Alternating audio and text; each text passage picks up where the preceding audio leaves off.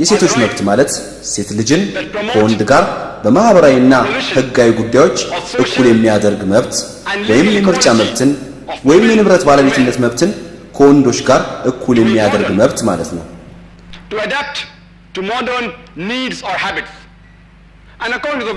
ዘመናዊ የሚለውን ቃል ደግሞ ኦክስፎርድ ዘመናዊ ማድረግ ከአዳዲስ አስፈልጎቶችና ልማዶች ጋር ማላመድ ብሎ ይፈቷል። የዌብስተር መዝገባ ቃላት ደግሞ ይህንን ቃል ዘመናዊ ማድረግ አዲስ ባህሪ ወይም አኳኋን መጀመር፣ ለምሳሌ ሐሳብን ከዘመኑ ጋር እንዲሄድ ማድረግ በሚል ይፈቷል። ስለዚህ ባጭሩ ስንጠቀልለው ዘመናዊነት ማለት አሁን ካለንበት ደረጃ የምንሻሻልበት ሂደት ማለት ነው እንጂ አሁን ያለንበት ደረጃ ራሱ ዘመናዊነት ነው ልንል አንችልም ማለት ነው። እዚህ ላይ አንድ ጥያቄ ላንሳ። ሁሉም ሰው ችግሩን ለመፍታትና አዲስ ህይወት ለመጀመር ራሱን ዘመናዊ ማድረግ ይችላልን? እዚህ ጋር ግን ሴት ልጅ እንዴት መኖር እንዳለባት ስለሚናገሩት ዘመናዊ ሐሳቦች፣ መደምደሚያዎችና ትክክል ባልሆኑና ልምድ በሌላቸው ሳይንቲስቶች የተሰጡ መላምቶችን ለማንሳት ፈልጌ አይደለም። ይልቁንም ንግግሬን በልምድ የተረጋገጡ እውነታዎች ላይ መመስረት ነው የምፈልገው። ምክንያቱም በልምድ ላይ የተመሰረተውና ወገናዊ ያልሆነ እውነታ አብረቅራቂ መላምትን ከትክክለኛው ወርቃማ እውነታ ለመለየት አይነተኛ መፍትሄ ነው።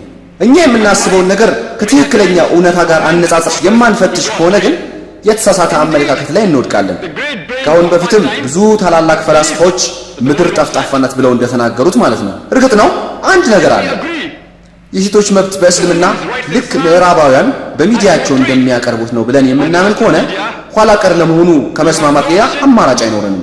መጀመሪያውኑ ምዕራባውያን የሴቶች መብትና ነፃነት መከበር የሚሉት የሴቷ አካላዊ ብዝበዛ፣ የክብሯን መዋረድና የመንፈሷን መዝቀጥ ሆኖ ነው የምናገኘው።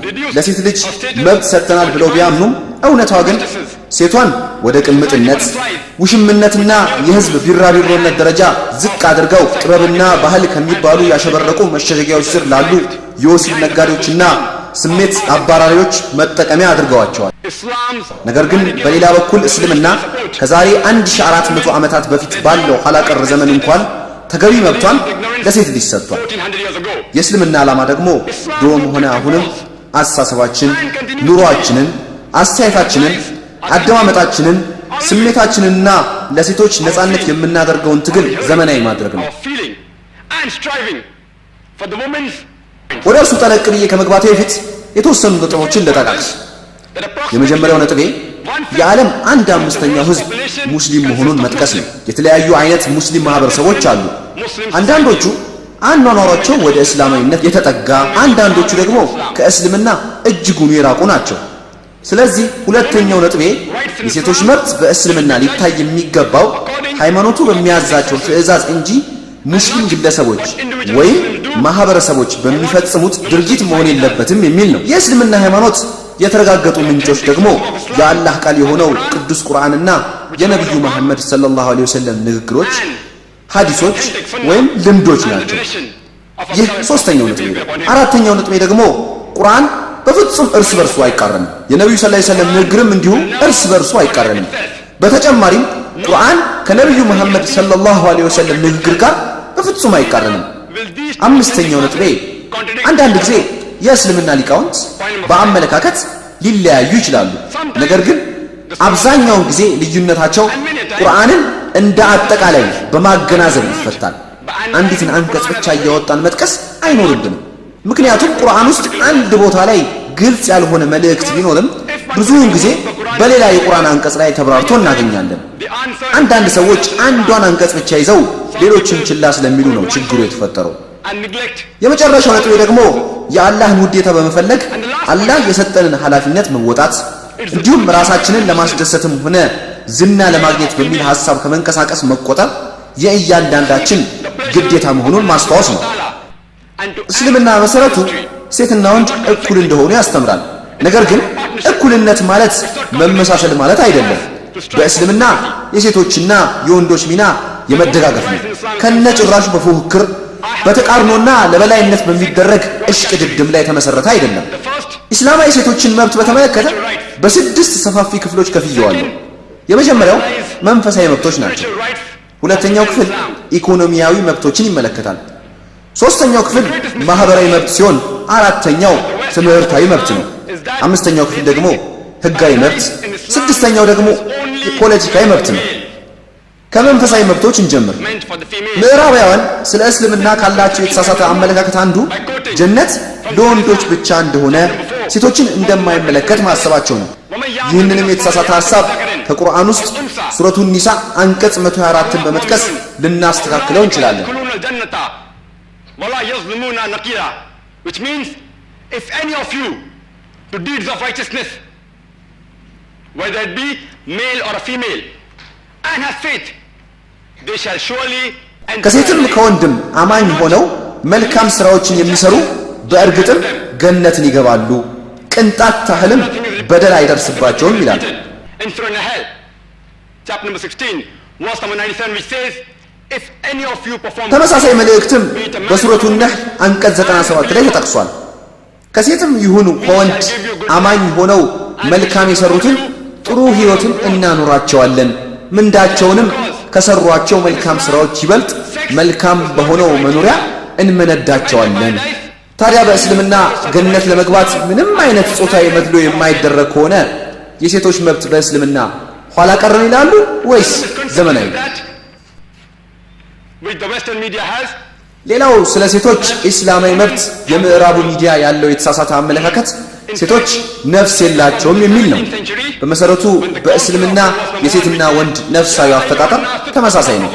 ይህንንም ወጣቱ የቁርአን ቀሪ አሽረፍ መሐመዲ በቀራልን የሱረቱ ኒሳ አንቀጽ 1 ላይ እናገኘዋለን። እናንተ ሰዎች ሆይ ያን ከአንዲት ነፍስ የፈጠራችሁን ከእርሷም ተጣማሪውን የፈጠረውን ጌታችሁን ፍሩ ይላል።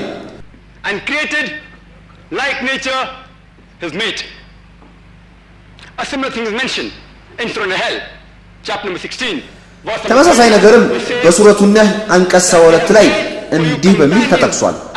አላህ ከነፍሶቻችሁ የሆኑ መቀናጆችን አደረገላችሁ። እንደገናም በሱረቱ ሹራ አንቀጽ 11 እንዲህ ይላል። ፋጢሩ ሰማዋቲ ወልአርድ ጀዐለ ለኩም ሚን አንፉሲኩም አዝዋጃ he is the one who has created እርሱ የሰማያትና የምድር ፈጣሪ ነው፣ ከነፍሶቻችሁም ተጣማሪ እንስቶችን አደረገላችሁ። ታዲያ እስልምና የሴቶችም ሆነ የወንዶች ነፍሳዊ አፈጣጠር ተመሳሳይ መሆኑን የገለጸ ከሆነ ይህንን መንፈሳዊ መብት ዘመናዊ ነው ይላሉ ወይስ ኋላ ቀር? ቁርአን በግልጽ ሁኔታ በሰው ልጆች ውስጥ ከመንፈሱ እንደነፋባቸው በቁርአኑ ገልጾልናል።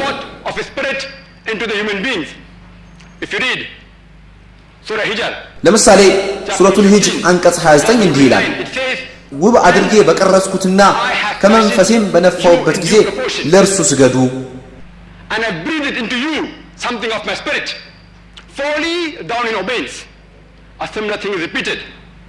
ተመሳሳይ ሐሳብም በሱረቱ ሰጀዳ አንቀጽ 9 ላይ ተጠቅሷል።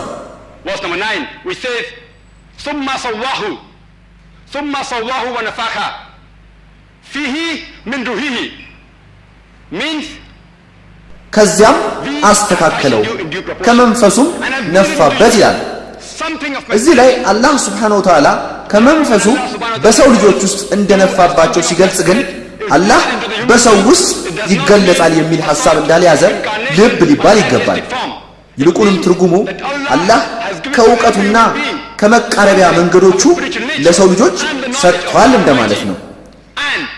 ይህ ደግሞ የሚመለከተው ወንዱን ብቻ ሳይሆን ሁለቱንም ነው፣ አደምንም ሐዋንም። ቅዱስ ቁርአን በሱረቱል ኢስራ አንቀጽ 70 ላይ ደግሞ እንዲህ በማለት አላህ የሰውን ልጅ በምድር ላይ የራሱ ተወካይ እንዳደረገው ገልጿል።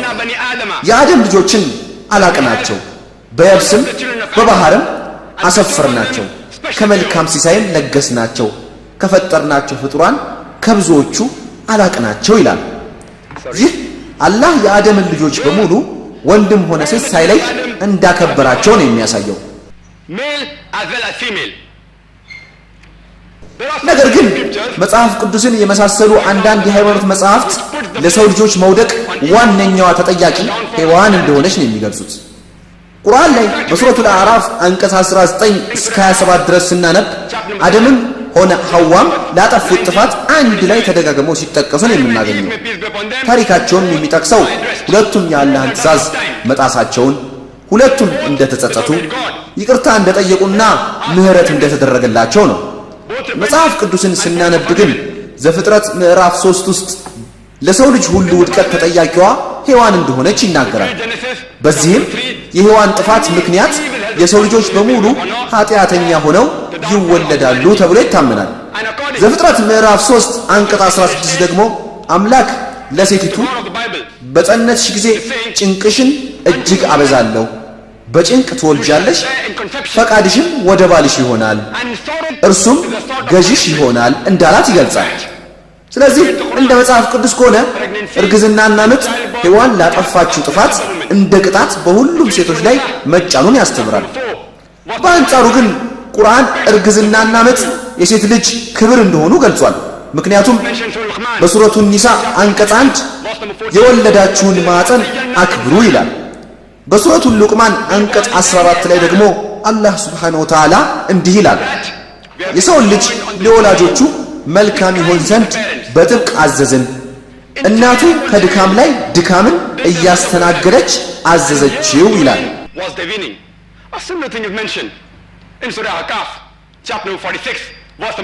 ተመሳሳይ መልእክትም በሱረቱል አህቃፍ አንቀጽ 15 ተጠቅሷል። የሰውን ልጅ ለወላጆቹ መልካም ይውል ዘንድ አዘዝን ይላል። ስለዚህ ምጥና ልጅ መውለድ የሴትን ክብር ከፍ አደረጉ እንጂ አላንቋሸሹም። ታዲያ የሴቶች መብት በእስልምና እርግዝናና ምጥ ለሴት ክብርን እንደሚጨምሩ የገለጸ ከሆነ እርስዎ ይህንን መብት ኋላ ቀር ይሉታል ወይስ ዘመናዊ? አላህ ዘንድ የደረጃ መለኪያው መስፈርት ተቅዋ ወይም አላህን መፍራት ብቻ ነው። ሱረቱል ሁጁራት አንቀጽ 13 ስለዚህ ጉዳይ እንዲህ ይላል፣ እናንተ ያመናችሁ ሆይ እኛ ከሴትና ከወንድ ፈጠርናችሁ፣ ትተዋወቁ ዘንድም ጎሳዎችና ነገዶችም አደረግናችሁ። ከመካከላችሁ ከአላህ ዘንድ በላጩ አላህን ይበልጥ የሚፈራው ነው ይላል። ጾታ፣ ቀለም፣ ዘርም ሆነ ሀብት በእስልምና ፍጹም መለኪያዎች አይደሉም።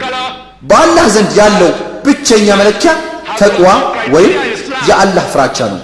ጾታ አንድን ሰው ለመሸለምም ሆነ ለመቅጣት መለኪያ መሆን አይችልም።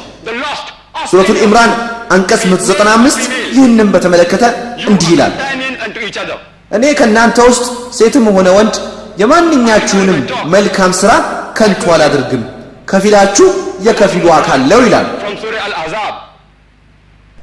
ቅድም መጀመሪያ ንግግሬን ሲጀምር ሱረቱል አሕዛብ ከአንቀጽ 33 እስከ 35 ያለውን ጠቅሼ ነበር። አሁን ከትርጉሙ ልጥቀስላችሁ። ኢነል ሙስሊሚነ ወልሙስሊማቲ ሙስሊም ወንዶችና ሙስሊም ሴቶች፣ ወልሙእሚኒነ ወልሙእሚናቲ አማኝ ወንዶችና አማኝ ሴቶች፣ ወልቃኒቲነ ወልቃኒታቲ ታዛዥ ወንዶችና ታዛዥ ሴቶች፣ ወሷዲቂነ ወሷዲቃቲ እውነተኛ ወንዶችና እውነተኛ ሴቶች፣ ወሷቢሪነ ወሷቢራቲ ታጋሽ ወንዶችና ታጋሽ ሴቶች፣ ወልኻሺዒነ ወልኻሺዓቲ አላህን ፈሪ ወንዶችና አላህን ፈሪ ሴቶች፣ ወልሙተሰዲቂነ ወልሙተሰዲቃቲ መጽዋች ወንዶችና መጽዋች ሴቶች፣ ወሷኢሚነ ወሷኢማቲ ጿሚ ወንዶችና ጿሚ ሴቶች፣ ወልሓፊዚነ ፍሩጀሁም ወልሓፊዛቲ ወዛኪሪነ አላህ ከሲረን ወዛኪራቲ ብልቶቻቸውን ከዝሙት ጠባቂ ወንዶችና ሴቶች፣ አላህን በብዛት የሚያወሱ ወንዶችና ሴቶች። ከዚያም ሲጨርስ አዓደ አላሁ መግፊረተን ወአጅረን አዚማ ወይም አላህ ምህረትንና ታላቅ ምንዳን አዘጋጅቶላቸዋል ይላል። ይህ አንቀጽ የሚያሳየው የሴትና የወንድ መንፈሳዊም ሆነ ሞራላዊ ግዴታ ተመሳሳይ እንደሆነ ነው። ሁለቱም ማመን አለባቸው፣ ሁለቱም መስገድ አለባቸው፣ ሁለቱም መጾም አለባቸው፣ ሁለቱም ዘካ ማውጣት አለባቸው ወዘተ። ነገር ግን ከነዚህ ግዴታዎች ላይ ለሴቶች የተወሰነ ማቅለያ ተዘጋጅቶላቸዋል። ለምሳሌ በወር አበባ ወይም የእርግዝና ደም ጊዜዋ ላይ ከሆነች ጾሟን ጤነኛ እስክትሆን ድረስ ማስተላለፍ ትችላለች። ስግደትን ወይም ሰላትን በተመለከተ ደግሞ የተሰጣት ማቅለያ የወር አበባዋን ጊዜ ወይም የወሊድ ደም ወቅቷን ስትጨርስም ሰላቷን እንድታስተካክል መፈቀዱ ነው። ታዲያ የሞራልም ሆነ የመንፈሳዊ ግዴታዎች ለሴቶችም ሆነ ለወንዶች እኩል መሆናቸውን ቁርአን ከገለጸ የሴቶች እስላማዊ መብት ኋላ ቀር ነው ይላሉ ወይስ ዘመናዊ? አሁን እስልምና ከ1300 ዓመታት በፊት ለሴቶች የሰጠውን ኢኮኖሚያዊ መብት እንይ። በእስልምና አንዲት ያገባችም ሆነ ያላገባች ሴት ማንንም ሳታማክር በራሷ ፍቃድ የራሷን ሀብት መሰብሰብ መስጠትም ሆነ መልሳ መውሰድ ትችላለች። በአንጻሩ ግን በእንግሊዝ ሀገር ያገባች ሴት ማንንም ሳታማክር የራሷን ሀብት እንድትሰበስብም ሆነ እንድትሰጥ ለመጀመሪያ ጊዜ የተፈቀደላት በ1870 ዓመተ ልደት ነበር። ስለዚህ የሴቶች ኢኮኖሚያዊ መብት ከ1300 ዓመታት በፊት ተከብሮላቸው ነበር ማለት ነው። ዋናው ጥያቄ ግን እነዚህ መብቶች ዘመናዊ ናቸው ወይስ ኋላ ቀር የሚለው ነው። በእስልምና አንዲት ሴት ለመስራት የምትፈልግ ከሆነ ወጥቶ መስራት ይፈቀድላታል። ስራው ከተከለከሉ ስራዎች ውስጥ አንዱ እስካልሆነ ወይም ከእስላማዊ ሕግጋት የሚጻረር እስካልሆነ ኢስላማዊ ያለባበስ ስርዓቷን የሚያስጠብቃት እስከሆነ ድረስ ሴቷን ወጥቶ ከመስራት የሚከለክል አንድም የቁርአን አንቀጽ ወይም አስተማማኝ ሆነ የነብዩ መሐመድ ሰለላሁ ዐለይሂ ወሰለም ንግግር የለም። ነገር ግን ማንም እንደሚያውቀው ውበቷን ወደ ውጭ የሚያወጣና እንደ ሞዴሊስትነት ወይም ፊልም አክተርነት የመሳሰለ ስራ እንድትሰራ አይፈቀድላትም። እንደውም አብዛኛውን ጊዜ ለሴቶች የተከለከሉት ስራዎች ለወንድም እንደዚያው ክልክል ሆነው ነው የምናገኘው። ለምሳሌ መጠጥ ቤት ውስጥ መስራት፣ ቁማር ማጫወቻ ቤቶች ውስጥ መስራትና ስነ ምግባርና ታማኝነትን በሚጻረሩ ስራዎች ላይ መሰማራት፣ እነዚህ ለሁለቱም ጾታዎች የተከለከሉ ስራዎች ናቸው። ትክክለኛ እስላማዊ ማህበረሰቦች ሴት ዶክተሮችን ይፈልጋሉ። በአሁኑ ሰዓት ሴት የማህፀን ዶክተሮች፣ ሴት ነርሶችና ሴት መምህራኖች በጣም ያስፈልጉናል። ይህ ሁሉ ሲሆን ግን አንዲት ሴት በእስልምና ምንም አይነት ኢኮኖሚያዊ ግዴታ የለባትም። ሁሉም አይነት ገንዘብና ግዴታዎች የሚጣሉት ቤተሰብ ውስጥ ባለ ወንድ ላይ ነው። ስለዚህ ሰርታ ገንዘብ የማምጣት ኃላፊነት የለባትም። ነገር ግን ኢኮኖሚያዊ ችግሮች አስገዳጅ ሆነው ሲገኙ ሰርታ ተጨማሪ ገንዘብ የማግኘት ምርጫ ይኖራታል። ይህም ቢሆን ግን በፈቃደኝነቷ ልታደርገው የምትችለው እርዳታ ነው እንጂ ግዴታ አይደለም። ቅድም ከጠቀስኳቸው ስራዎች ሌላ ደግሞ ቤቷ ውስጥ ሆና ልትሰራቸው የምትችለው እንደ ልብስ ስፌት፣ ጥልፍና ሌሎችም የዕደ ጥበብ ስራዎች አሉ።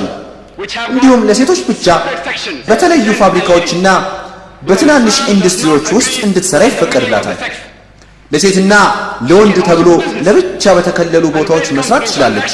ምክንያቱም እስልምና ሴቶችና ወንዶች ያለ ገደብ እንዲቀላቀሉ አይፈቅድም። ከባዕድ ወይም አጅነቢ ወንዶች ጋር መገናኘት በሚኖርባት ንግድ ነክ ሁኔታዎች ላይ ደግሞ በአባቷ፣ በወንድሟ፣ በባሏ ወይም በልጇ አማካኝነት ልትዋዋል ትችላለች። ይህን አይነት ንግድ ይሰሩ ከነበሩ ሴቶች በዋነኝነት እንደ ምሳሌ የተወዳጁ ነብዩ ሰለላሁ ዐለይሂ ወሰለም ሚስት የነበረችውን እመት ኸዲጃን ረዲየላሁ ዐንሃ መጥቀስ ይቻላል። በጊዜዋ ካሉ እጅግ የተሳካላቸው ነጋዴዎች ውስጥ አንዷ የነበረች ሲሆን ንግዷን የምታካሂደው ግን በባለቤቷ በነብዩ መሐመድ ሰለላሁ ዐለይሂ ወሰለም አማካኝነት ነበር። ስለዚህ በእስልምና ሴት ከወንዱ ጋር ሲነጻጸር የተሻለ የኢኮኖሚ ደህንነት ተሰጥቷታል። እሷን በገንዘብ የመደገፍ ግዴታ የሚወድቀው ደግሞ ቤተሰቧ ውስጥ ባለው ወንድ ላይ ነው። ያላገባች ከሆነ እሷን በገንዘብ የመንከባከቡ፣ ኪራይን የመክፈሉ፣ የማልበሱ፣ ሌሎች ገንዘብ ነክ ጉዳዮችን በአባቷና በወንድሟ፣ ያገባች ከሆነ ደግሞ በባሏና በልጇ ላይ ነው የሚጣለው።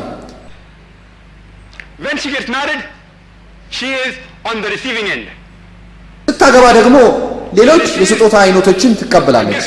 ይህም መህር ተብሎ የሚጠራው የጋብቻ ስጦታ ነው። ቁርአን ውስጥ በሱረቱ ኒሳ አንቀጽ 4 ላይ እንዲህ ይላል፣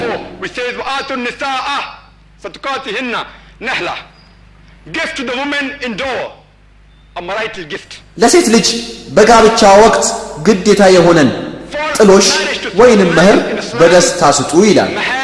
ስለዚህ ጋብቻው ህጋዊ እንዲሆን መህር በግዴታ ያስፈልጋል። የሚያሳዝነው ነገር ግን በአሁኑ ሰዓት የሙስሊሙ ማህበረሰብ እየሰራ ያለው ነገር ትክክል አለመሆኑ ነው። እንዲሁ የቁርአኑን ትእዛዝ ለማሟላት በሚል ብቻ መጠነኛ ምህር ይከፍልና ለሰርጉ፣ ለምግቡ፣ ለአበባና ማጋገጫው፣ ለምሳ ግብዣው እጅግ ብዙ ብር እንዲወጣ ያደርጋል። እርግጥ ነው ምህር ምን ያህል ነው መከፈል ያለበት የሚል ከፍተኛም ሆነ ዝቅተኛ ወሰን የለም። ነገር ግን ለሰርግ ሂደት ተብሎ ብዙ ሺህ ብር የሚወጣ ከሆነ መህሩም በዚያው ልክ ከፍተኛ መሆን ይገባዋል። አሁን በሙስሊሞች መካከል በተለይም በህንድና በፓኪስታን እየተለመዱ የመጡ መጤ ባህሎች አሉ። ለምሳሌ ለሴቷ ለስም ያህል ትንሽ መህር ይከፍሉና በተለዋጩ ግን ሚስትየው ፍሪጅ፣ ቤት፣ መኪና እንዲሁም እንደ ባልየው የኑሮ ደረጃ በቀጥታ ገንዘብ እንድታመጣ የሚያደርጉ ወንዶች አሉ። ገና የዩኒቨርሲቲ ምሩቅ ከሆነ 100,000 የህንድ ሩፒ፣ ኢንጂነር ከሆነ ደግሞ 300,000 ሩፒ፣ ዶክተር ከሆነ ደግሞ 500,000 ሩፒ ይቀበላል። ነገር ግን በእስልምና በቀጥታም ሆነ በተዘዋዋሪ መንገድ ከሚስት መህር መቀበል የተከለከለ ነው። ቤተሰቦቿ እንዲሁ በራሳቸው ፍቃድ ለሙሽራዋ ስጦታ ከሰጧት መቀበል ይቻላል። ነገር ግን ሚስቱን በቀጥታም ሆነ በተዘዋዋሪ መጠየቅ ወይም ማስገደድ ክልክል ነው። ሌላው ቀርቶ ሴት ሰርታ ከምታመጣው ገንዘብ ላይ ለቤቷ 5 ሳንቲም እንኳን ያለማውጣት መብት አላት። ሙሉ በሙሉ የራሷ ገንዘብ ነው። ምንም ያህል ሀብታም ብትሆን እንኳ ለቤት ወጪዋ፣ ለልብሷም ሆነ ለሌሎች ወጪዋ ባልየው ነው የሚሸፍነው። በፍቃደኝነት ግን መስጠትና መርዳት ትችላለች። ሴቷ ከተፈታች ወይም ባሏ ከሞተባት ደግሞ የኢዳዋን ጊዜ እስክትጨርስ ድረስ የገንዘብ ድጋፍ ይሰጣታል። ልጅ ካላት ደግሞ የተሻለ ድጋፍ ይደረግላታል።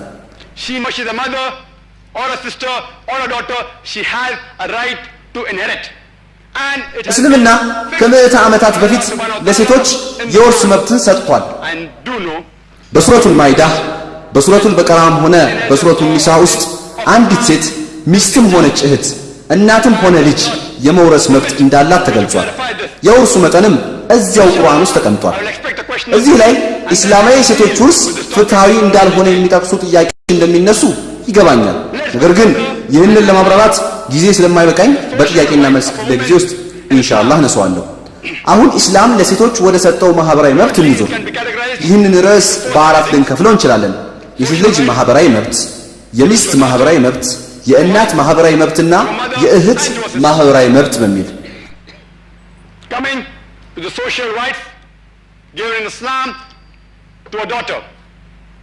እስልምና ለሴት ልጅ ከሰጣቸው ማህበራዊ መብቶች የመጀመሪያው የመኖር መብት ነው።